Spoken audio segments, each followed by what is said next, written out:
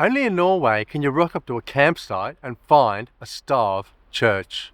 And this one built by the famous Lothepus himself. G'day mate, how you going? A fjord cowboy and legend here in Norway. We're talking a modern day take on a medieval masterpiece. Towering timber, Norse style carvings and that unmistakable Viking flair.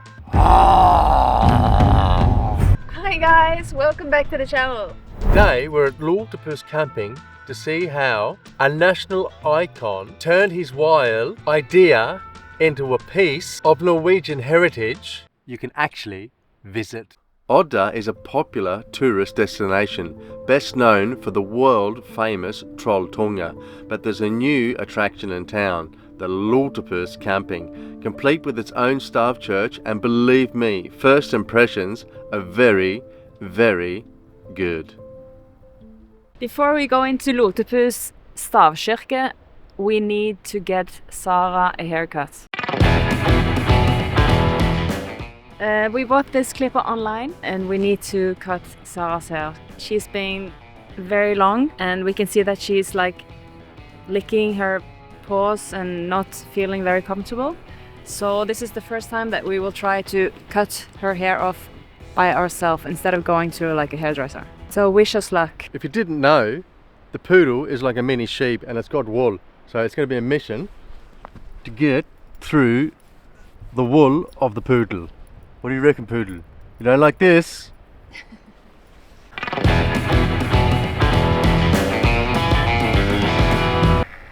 I think I'm in the wrong business. I should be into the sheep shearing, move back to Australia and start shearing the sheep, I think. It's not that easy to get through the curl of the wool here. But the poodle is being patient, which is nice.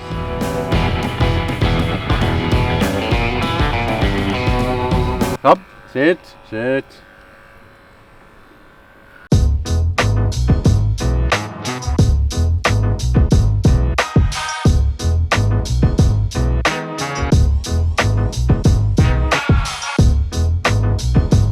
It didn't go as well as planned. Check this out. Poodle.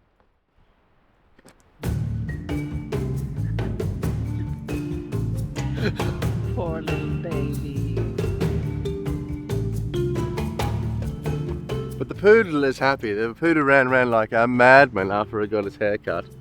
So for the first time I did it, I think it's not too bad. A few little bald spots, but we'll work on that next time. Yep.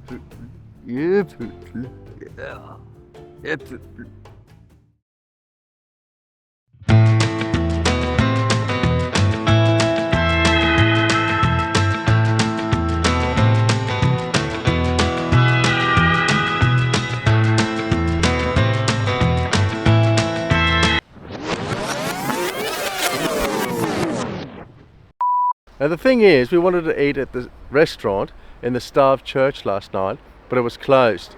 I just walked across to the reception and asked if we could stay a little longer. Checkout was 1. I said, can we probably leave at 3?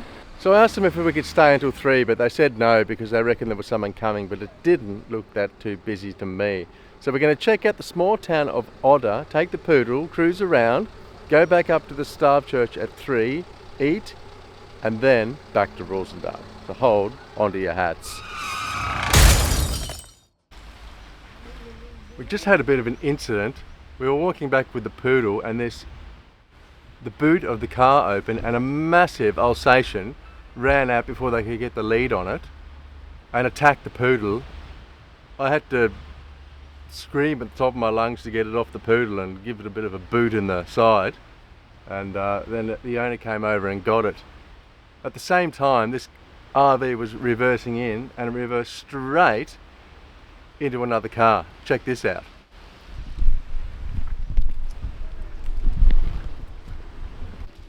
Straight in here, reversed straight into his car. This French guy. So we need to get out of Odda because it's all happening here before something happens to us. Where are you, poodle? You good now, poodle? You good after your attack? Huh? You good?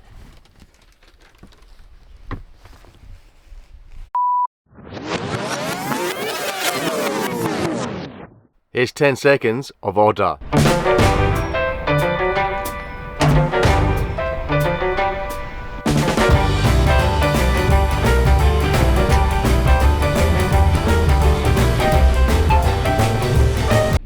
See you back at the Stave Church in 3, 2, 1. Welcome to Odda's latest sensation, the architectural marvel of Lothepus Camping Stave Church. Soaring 16 metres and serving as a reception hall, it opened in the summer of 2025. Though styled like a traditional Stave church, it's actually built using classic log construction techniques. A modern tribute, not a historical remake. Within the walls lies the Langhus Restaurant, a Viking-inspired Lang house, where I indulged in the spare ribs that were absolutely delicious, smoky, tender and unforgettable.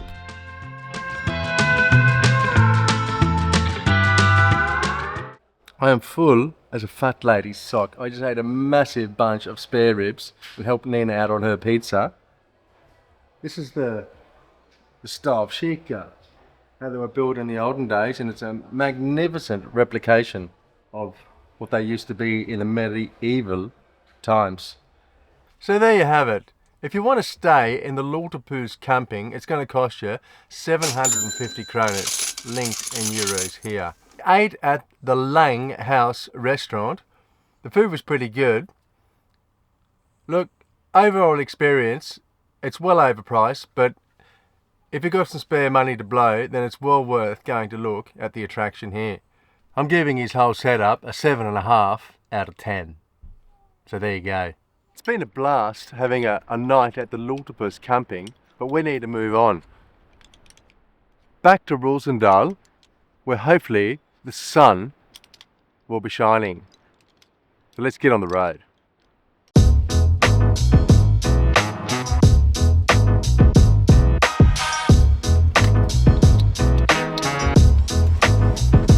The poodle needs some safety. You ready to go, poodle? You ready to go?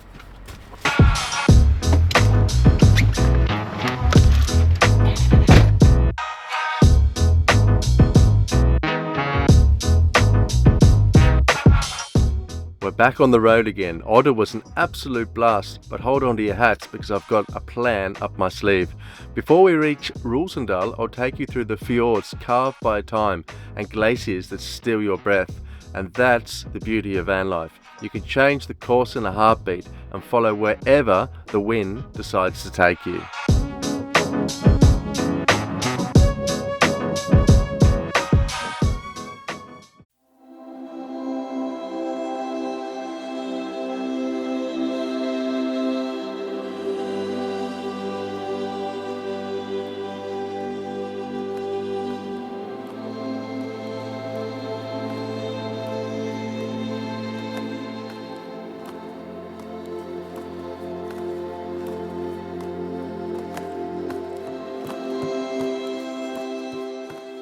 So cool, poodle say. Yeah, poodle say. Yeah. We didn't get back to Rosendal last night. We actually stopped off at this little place in, what's this place called? Rosendal. It's about 20 minutes from Rosendal in the depth of the fjord here. It's an amazing place. There's a big cruise boat parked outside. And the thing about this place is on the back side of the mountain, there's a massive glacier. I'll send the drone up soon and see if we can have a little look-see at the Folgefonna Glacier. So hold on to your hats. Yeah.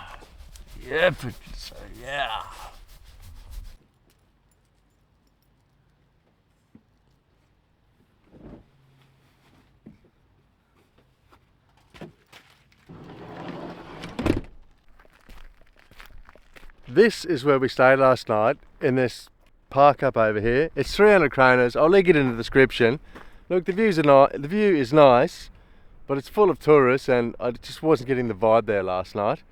people are parking like a metre away from each other, and for your 300 kroners you can find something much better here in this area for free instead of paying some guy 300.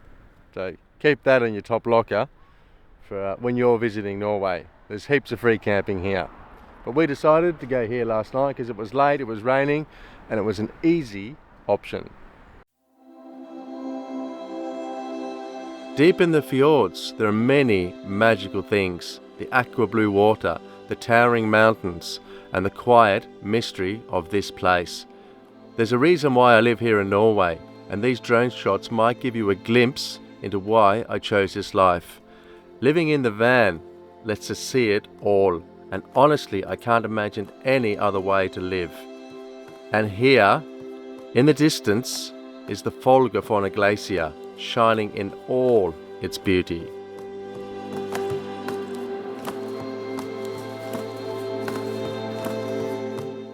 Directly behind me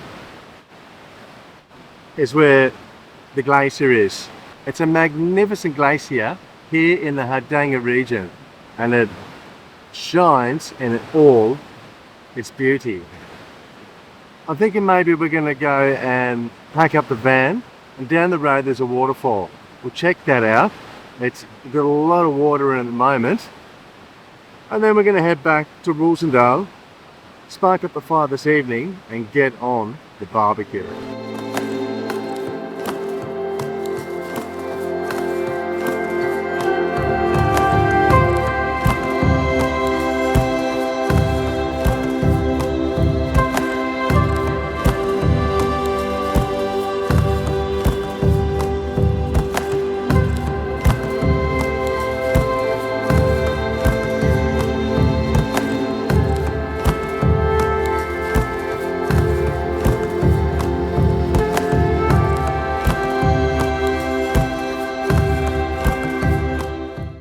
This thing here has got a shitload of water coming down it. Unbelievable. Let's go out and check it out, Nina. The poodle's not happy about this. It's starting to shake. What do you think, poodle? Huh? What do you think, poodle? What do you think?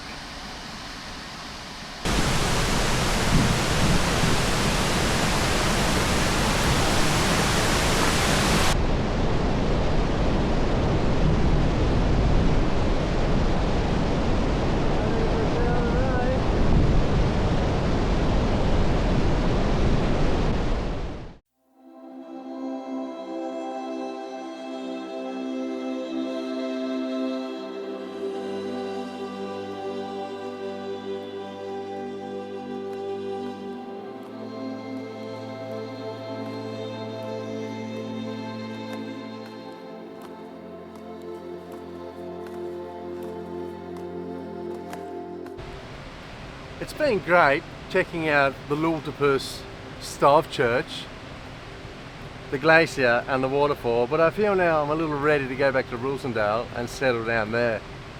I'm not really one for playing the tourist, and we have been doing that for the last few days. And the nature has been magnificent, but I'm not a fan of people.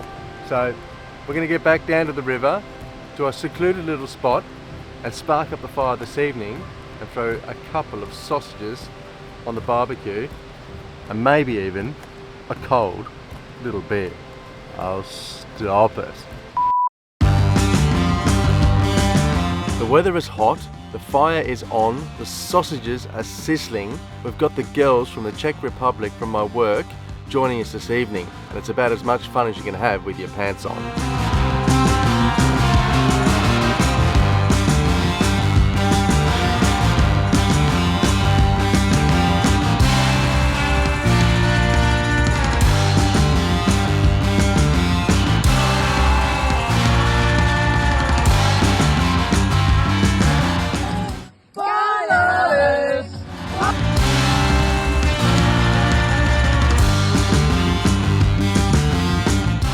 So there you have it, a few fun little days away from our main camp where we've been all summer here in Rosendal.